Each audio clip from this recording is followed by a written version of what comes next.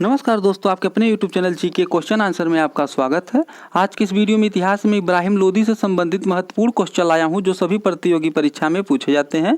तो चलिए आज की इस वीडियो को शुरू करते हैं। पहला प्रश्न देखते हैं, सिकंदर लोदी के बाद दिल्ली की गद्दी पर कौन बैठा था? जिसका सही उत्तर है वह है इब्राहिम लोदी। सिकंदर लोदी के बाद दिल्ली की गद्दी पर इब्राहिम लोदी बैठा था। अगला प्रश्न देखते हैं, इब्राहिम लोदी दिल्ली की गद्दी पर किस सन में बैठा था? जिसका सही उत्तर है वह है 1517 ईस्वी में। अगला प्रश्न देखते हैं, इब्राहिम लोदी के पिता का क्या नाम था? जिसका सही उत्तर है वह है सिकंदर लोदी। इब्राहिम लोदी के पिता का नाम सिकंदर लोदी था। अगला प्रश्न देखते हैं, इब्राहिम लोदी ने ग्वालियर को जीत कर वहाँ के राजा विक्रमजीत को कहाँ की जागीर दी थी? जिसका सही उत्तर है वह है शमशाबाद की। अगला प्रश्न देखते हैं, काबुल के शासक बाबर को भारत पर आक्रमण के लिए किसने आमंत्रित किया था? जिसका सही उत्तर है वह है दौलत खां लोदी एवं आलम खां।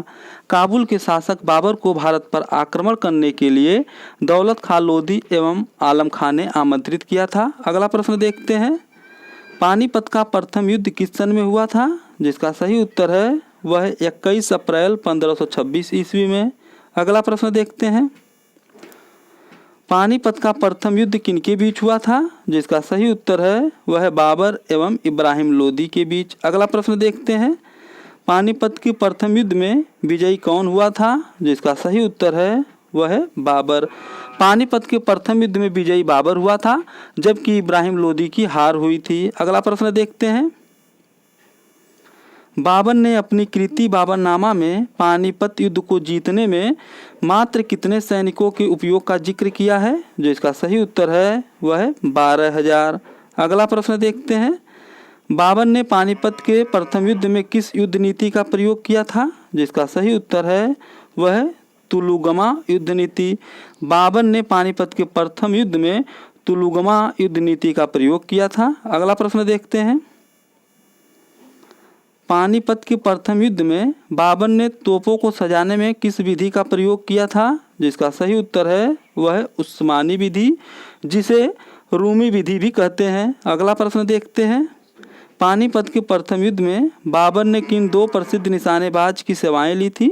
जिसका सही उत्तर है वह है उस्ताद अली एवं मुस्तफ़ा। अगला प्रश्न देखते हैं, दिल्ली सल्तनत का एकमात्र सुल्तान कौन था जो युद्ध क्षेत्र में मारा गया था? जिसका सही उत्तर है वह है इब्राहिम लोदी। इब्राहिम लोदी दिल्ली सल्तनत का एकमात्र सुल्तान था जो युद्ध क्षेत्र में मारा गया था। अगला प्रश्न देखते हैं, लोदी वंश का सर्वाधिक शक्तिशाली शासक कौन था? जिसका सही उत्तर है वह सिकंदर लोदी। लोदी वंश का सर्वाधिक शक्तिशाली शासक सिकंदर लोदी था। अगला प्रश्न देखते हैं, लोदी वंश का अंतिम शासक कौन था? जिसका सही उत्तर है वह है इब्राहिम लोदी। इब्राहिम लोदी लोदी वंश का अंतिम शासक था। अगला प्रश्न देखते हैं, दिल्ली सल्तनत का अंतिम शासक कौन था? जिसका सही उत्तर है वह है इब्राहिम लोदी। इब्राहिम लोदी दिल्ली सल्तनत का भी अंतिम शासक था। अगला प्रश्न देखते हैं, इब्राहिम लोदी की मृत्यु किस सन में हुआ था? जिसका सही उत्तर है वह है 21 अप्रैल 1526 ईस्वी में। यानी कि इब्राहिम लोदी की मृत्यु पानीपत के प्रथम युद्ध 21 अप्रैल 1526 ईस्वी को हो गई थी। अगला प्रश्न देखते हैं, इब्राहिम लोदी की मृत्यु के बाद किस नए राजवंश की स्थापना हुआ था? जिसका सही उत्तर है वह है मुगल वंश।